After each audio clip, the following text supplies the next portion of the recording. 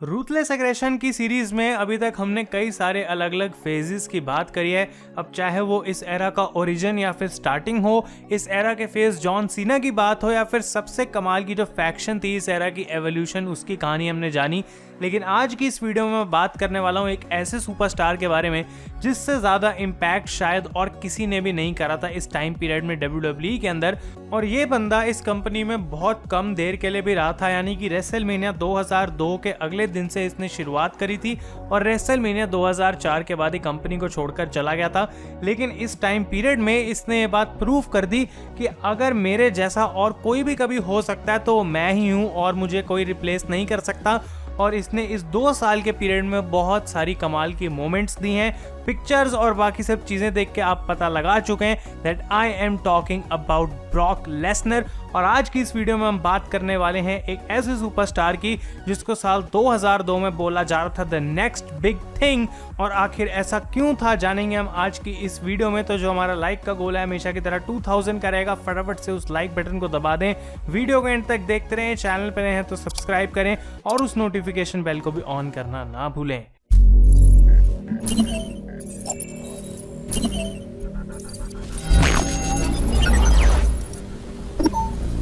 तो गाइज मैं हूं आयुष और आप देख रहे हैं wrestle India and welcome back to ruthless aggression era episode number 4 जिसका नाम है द नेक्स्ट बिग थिंग। और अगर आपने ये सीरीज को फॉलो शुरू से नहीं करा तो आपको डेफिनेटली बाकी वीडियोस पहले जाके चेकआउट करनी चाहिए, यानी कि एपिसोड 1 से लेके एपिसोड 3 के पार्ट 2 तक जो भी अभी तक 4 वीडियोस डली हैं उसका लिंक आपको डिस्क्रिप्शन में मिल जाएगा। प्लेलिस्ट है पूरी, पहले आप वो वीडियोस देखें फिर वापस आपको यहाँ पे आना चाहिए। लेकिन आज की स्टोरी में या फिर अपने एपिसोड में बढ़ने से पहले मैं आप लोगों से एक क्वेश्चन पूछना चाहूँगा कि क्या जैसे मैंने मंडे नाइट वॉर्स का रिव्यू करा था वैसे ही आप इस सीरीज के 5th एपिसोड के बाद रिव्यू देखना चाहेंगे या फिर नहीं, क्योंकि ये सेकंड लास्ट एपिसोड है इस सीरीज का और काफ़ी जबकि इंटरेस्टिंग रही है। मैं डेफिनेटली अपना रिव्यू भी देना चाहूँगा अगर आप लोग उसमें इंटरेस्टेड हैं। तो गाइस, ब्रॉक लेसनर एक ऐसा इंसान था जो कि 11 साल की उम्र से ही रेसलिंग के अंदर इन्वॉल्व था। ये एक बच्चा था साउथ डकोटा से जो कि यूनाइटेड स्टेट्स ऑफ अमेरिका में एक जगह है, जिसको अपने ऊपर विश्वास था और ये बचपन से ही रेसलिंग स्पोर्ट के अंदर मेडल्स जीत रहा था। और कॉलेज में इसने जो है काफ़ी बड़ी अचीवमेंट को हासिल करा जब यूनिवर्सिटी ऑफ मिनीसोटा को रिप्रेजेंट करते हुए ब्रॉक लेसनर ने NCAA का हैवीवेट चैंपियनशिप टाइटल जीता। और ये उस समय एक बहुत बड़ी अचीवमेंट थी उनके लिए और कॉलेज में वो इससे बहुत ज़्यादा पॉपुलर भी थे। और गाइज, यही वो टाइम था जब WWE अपनी कंपनी में चेंजेस लाने की कोशिश कर रही थी। उनको नए फेसेस चाहिए थे, नया टैलेंट चाहिए था।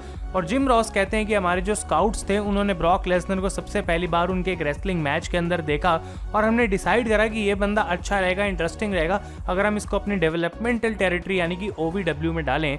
और जिम कॉर्नेट यहाँ पे बात करते हैं कि किस तरीके से रेसलिंग बिजनेस में हमेशा कंपनीज को नए रेसलर्स ढूंढते रहने चाहिए। ऐसा नहीं कि आज हमें 5 अच्छे रेसलर मिल गए अब हमारी ये कंपनी अगले 5 से 10 सालों तक चलाएंगे, ऐसा बिल्कुल नहीं होता। तो वो उस समय पे ऑब्वियसली OVW के ओनर थे, वो उस कंपनी को चला रहे थे। तो यहाँ पे वो बहुत ज़्यादा एक्साइटेड थे कि ब्रॉक लेसनर जैसा इंसान जो NCAA वर्ल्ड हैवीवेट चैंपियन है वो हमारी कंपनी के लिए आके लड़ेगा। तो गाइस, जैसे ही ब्रॉक लेसनर आए OVW के अंदर उनका इम्पैक्ट जो था यहाँ पे बहुत ज़्यादा बड़ा था। बटिस्टा कहते हैं भाई ये लेसनर तो बिल्कुल एक स्टड जैसा लग रहा था। और शेल्टन बेंजामिन कहते हैं कि लेसनर को देख के ऐसा लग रहा था कि ये once in a lifetime type character होने वाला है। और रैंडी ऑर्टन कहते हैं कि Brock Lesnar was bigger than the biggest superstar and faster than the fastest superstar. और ये सारी प्रेज बिल्कुल सच थी क्योंकि उस समय ब्रॉक लेसनर भाई दिखने में तो बिल्कुल ही मॉन्स्टर जैसे लगते थे, लेकिन रेसलिंग भी उनकी बहुत अच्छी थी। और जिम कॉर्नेट यहाँ पे बात करते हैं उस टाइम की जब पहली बार उन्होंने ब्रॉक लेसनर को शूटिंग स्टार प्रेस करते हुए देखा। और वो कहते हैं कि भाई शायद लेसनर ने उस मूव को किसी और को करते हुए देखा होगा और जोश जोश में आके उन्होंने सोचा कि मैं भी ये ट्राई करता हूँ और बिल्कुल फ्लॉलेस लगा उस जैसे इंसान को। जब हमने देखा ऐसा मूव करते हुए तो हम भाई बिल्कुल ही शॉक रह गए थे। तो जबकि ब्रॉक बहुत अच्छा कर रहे थे OVW के अंदर, लेकिन एक प्रॉब्लम थी उन्हें कि भाई ये जो डेवलपमेंटल प्रोसेस है ये मुझे बिल्कुल भी पसंद नहीं आता। पॉल हेमन यहाँ पे कहते हैं कि ब्रॉक लेसनर बहुत कम पैसा उस समय कमा रहे थे और उनको ये बात पता थी कि अगर मैं WWE के मेन रोस्टर पे जाऊंगा तो मैं बिगेस्ट स्टार बन सकता हूँ, ये मेरे अंदर कैपेबिलिटी है। और यहाँ पे वो वेट नहीं करना चाहते थे, OVW में ज़्यादा टाइम नहीं बिताना चाहते थे। और उन्होंने बेसिकली WWE को बोला कि भाई देखो या तो तुम मुझे अपने मेन रोस्टर पे डालो या फिर विश मी गुड बाय, मैं जा रहा हूँ तुम्हारी कंपनी से। और यहाँ पे पॉल हेमन कहते हैं कि डिसीजन बहुत ईजी था और WWE ने डिसाइड करा कि हम इनको मेन रोस्टर पे ट्राई करके देखते हैं।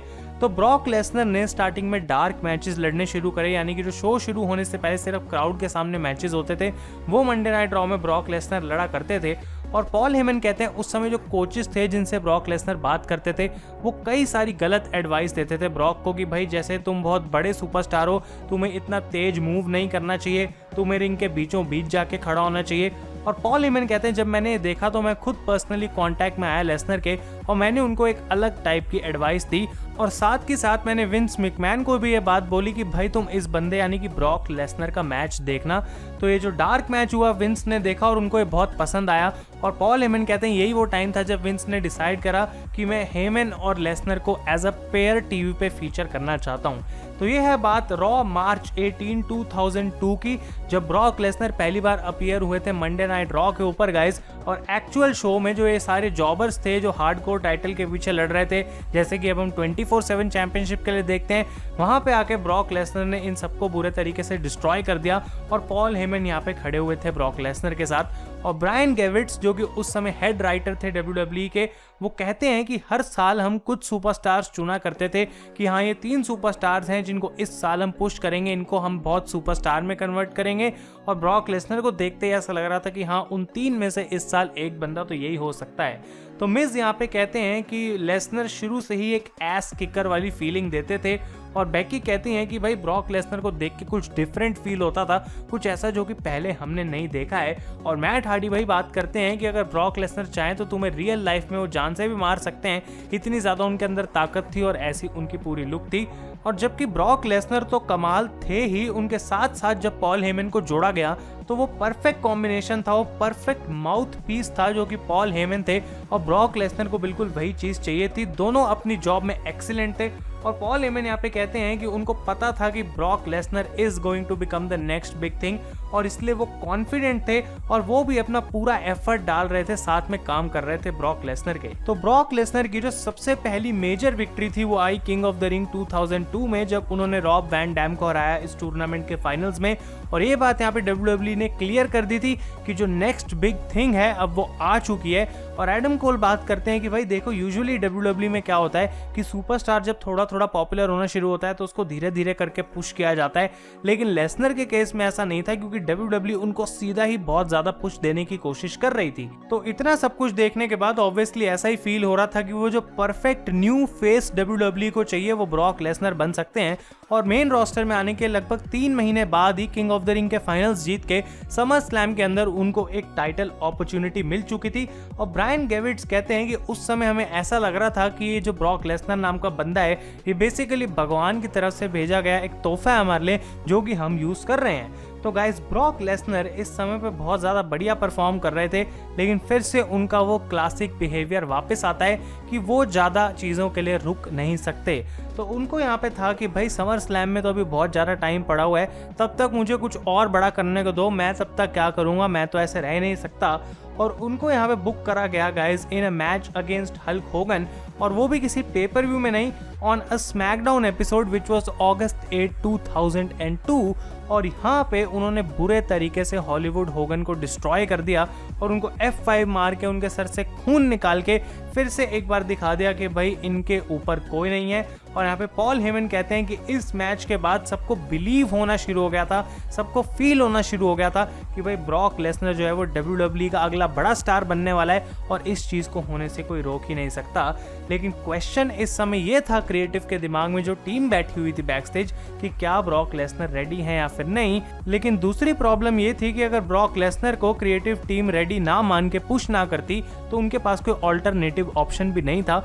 और मिक फोली कहते हैं जो समर स्लैम 2002 के लिए Brock Lesnar versus the rock का मैच बिल्ड करा जा रहा था, इसको क्लियरली देखते ही पता लग रहा था कि ब्रॉक कितना बड़ा स्टार बनने वाला है। और इनफैक्ट रॉक ने भी इस चीज के लिए ऑब्वियसली एग्री करा था, तभी ब्रॉक लेसनर उनके अपोनेंट थे समर स्लैम के अंदर। तो ये थी August 25, 2002 की बात, जब लॉन्ग आइलैंड न्यूयॉर्क के अंदर समर स्लैम हमें देखने को मिली, undisputed championship on the line. और गाइस ब्रॉक लेसनर को यहाँ पे ऑफिशियली अनाउंस करा जा रहा था अब कमेंट्री पर भी as the next big thing. तो ब्रॉक लेसनर को गाइस चीयर मिलने लग गई क्राउड से इस मैच के अंदर, जो कि एक अनयूजुअल चीज थी क्योंकि रॉक उस समय पे बहुत ही ज्यादा पॉपुलर थे और उनके अगेंस्ट जो है वो क्राउड ब्रॉक लेसनर को चीयर कर रहा था। और इस मैच के अंदर उन्होंने रॉक को हराया एक F5 लगा के, और उस टाइम वो बन गए थे the youngest ever WWE champion. और अपने मेन रोस्टर में आने के केवल 5 महीने बाद ही ब्रॉक लेसनर ने ऑलरेडी इस कंपनी का सबसे बड़ा टाइटल जीत लिया था। अब ऑब्वियसली रॉक इस समय पे हॉलीवुड पे ज्यादा ध्यान दे रहे थे, वो कंपनी से दूर चले गए थे, तो ब्रॉक के पास एक अपॉर्चुनिटी थी कि वो अपनी करियर की इस फ्लो को इसी तरीके से आगे बढ़ाते रहें। और जबकि डेफिनेटली वो इस चीज को इन रिंग तो अचीव कर पा रहे थे, outside the ring Brock Lesnar guys एक टोटली डिफरेंट इंसान था। और ब्रूस प्रिचर्ड यहाँ पे कहते हैं कि ब्रॉक हमेशा रेसलिंग बिजनेस को एज अ बिजनेस ही लेते हैं और वो अपने फार्म पे रहना चाहते हैं, खुश रहना चाहते हैं, अपनी लाइफ को अपने तरीके से जीना चाहते हैं। और बटिस्टा और कर्ट एंगल यहाँ पे बताते हैं कि लेसनर कभी भी ज़्यादा बातचीत नहीं करते थे और वो एक बहुत ही ज़्यादा प्राइवेट पर्सन है। और अगर हम कुछ हद तक बोले तो हम ये भी कह सकते हैं कि ब्रॉक लेसनर को बाकी लोग बिल्कुल पसंद नहीं है। इन जनरल ही वो लोगों को इतना पसंद नहीं करते और वो बेसिकली आते हैं अरीना में, अपनी परफॉर्मेंस देते हैं और वापस घर चले जाते हैं। और इस समय पे काइंड ऑफ ब्रॉक की ऐसी पर्सनैलिटी हो गई थी कि भाई हाँ, मैं एक बिजनेस के लिए काम करता हूँ और ये मुझे पैसे देता है और वो मैं पैसे इसलिए कमा रहा हूँ ताकि मैं अपनी लाइफ अपने हिसाब से जी सकूँ।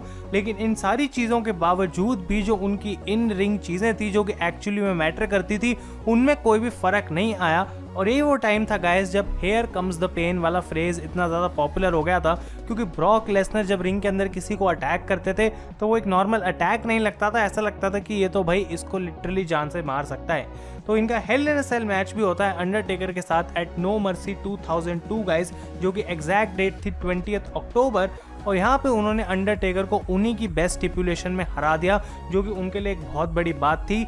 लेकिन नवंबर 17, 2002 यानी कि सर्वाइवर सीरीज पर आया एक बहुत बड़ा ट्विस्ट, जब ब्रॉक लेसनर अपना टाइटल डिफेंड कर रहे थे अगेंस्ट द बिग शो।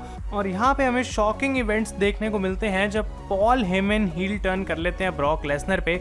अब सबसे पहले तो 500 पाउंड के इंसान को लेसनर ने F5 करा, ये देख के लोग हैरान रह गए कि आखिर ये कैसा हुआ। और जैसे ही रेफरी आता है वहाँ पे पिन करने के लिए पॉल हेमन रेफ को खींच लेते हैं और ब्रॉक लेसनर इसको देख के बिल्कुल शॉक्ड रह गए। बिग शो ने इस चीज़ का फायदा उठाया and Paul Heyman help big show to become the new WWE champion. और अपने मेन रोस्टर के रन के इतने कमाल के स्टार्ट के बाद ये पहला हर्डल था, या फिर कह सकते हैं हम पहला स्पीड ब्रेकर था जो कि ब्रॉक लेसनर को फेस करना पड़ा था।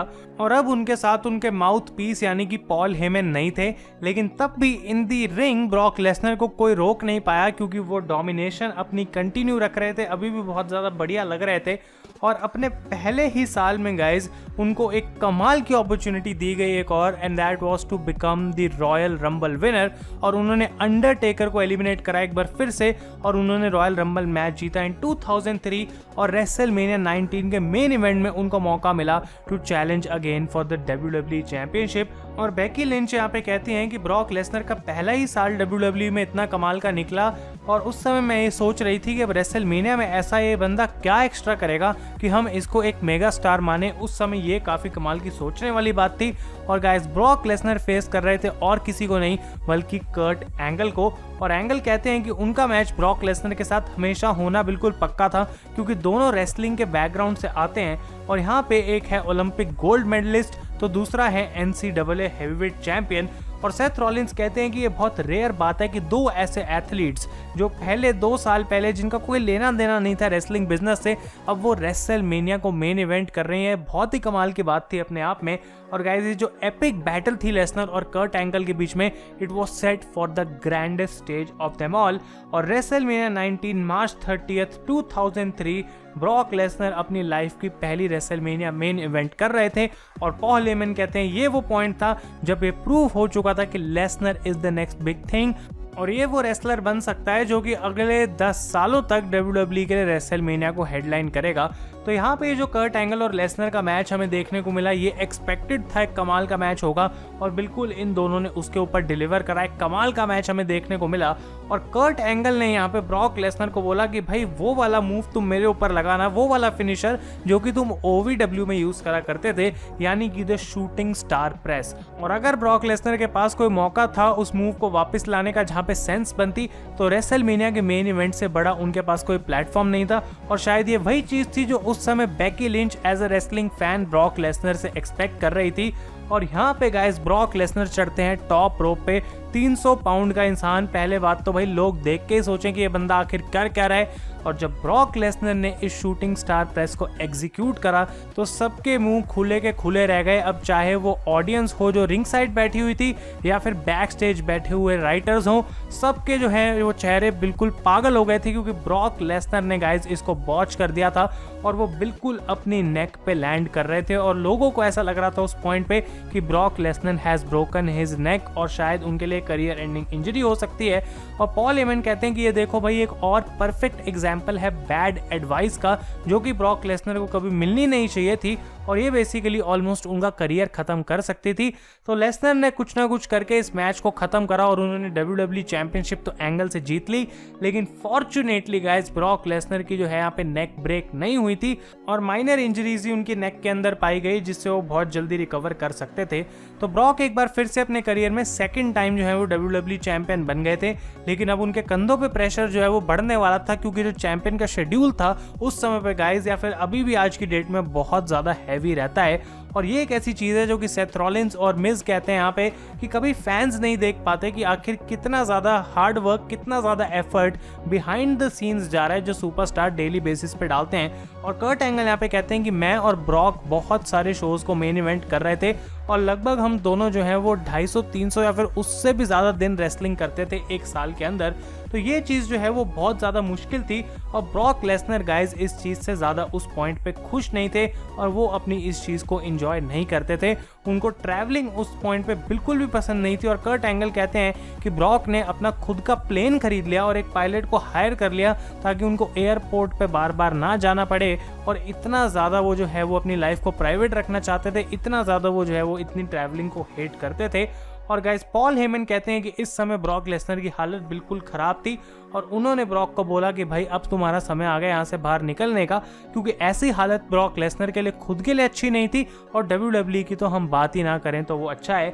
तो गाइस बाय 2004 जब 2 साल भी पूरे नहीं हुए थे लेसनर को WWE में अपना मेन रोस्टर करियर स्टार्ट करे हुए, वो अपने ब्रेकिंग पॉइंट पे पहुंच चुके थे to grow as a peak WWE superstar. और ब्रूस प्रिचर्ड कहते हैं कि मेरे पास ब्रॉक लेसनर आए और उन्होंने बेसिकली मुझे बिठाया और कहा भाई देखो I am going to quit, तुमने अब जो करना तुम मेरे साथ करो, लेकिन मैं जो है अपना डिसीजन चेंज नहीं करने वाला। इतने सिंपल तरीके से उन्होंने आके बोल दिया कि मैं कंपनी को छोड़ के जाने वाला हूँ और all through out the company सारे लोग शॉक हो गए।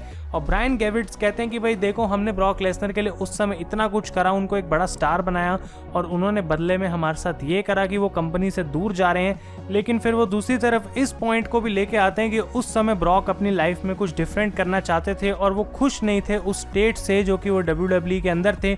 और अगर वो उनको वहां पे रख भी लेते तो वो जबरदस्ती होती और शायद वो उनकी तरफ से सही डिसीजन था कि ब्रॉक लेसनर को जाने दिया जाए और लेसनर जो करना चाहते हैं उनको यहाँ पे करने दिया जाए। अब एरिक बिशॉफ कहते हैं कि लेसनर एक बहुत ही ज्यादा यूनिक पर्सनैलिटी है और शायद हम रेसलिंग फैन से बात बता भी सकते हैं, क्योंकि बेसिकली गाइज उनको पता होता है कि कब मुझे क्या करना है और अगर चीज़ें उनके हिसाब से नहीं चल रही हैं तो ब्रॉक यूजुअली उससे खुश नहीं रहते हैं। तो जो उनका फाइनल मैच था गाइज WWE की इस रन के अंदर, वो होने वाला था रेसलमेनिया 20 में एक ऐसे सुपरस्टार के साथ जो खुद कंपनी छोड़कर जाने वाला था and his name was bill Goldberg. और शायद ये वो एक रात है जो ब्रॉक लेसनर और गोल्डबर्ग दोनों अपने WWE करियर की भुलाना चाहेंगे, क्योंकि बिल्कुल भी उनके साथ यहाँ पे अच्छा नहीं हुआ था। तो मार्च 14, 2004 Madison Square garden WrestleMania 20 Goldberg versus Lesnar, stone cold Steve Austin was the special guest referee.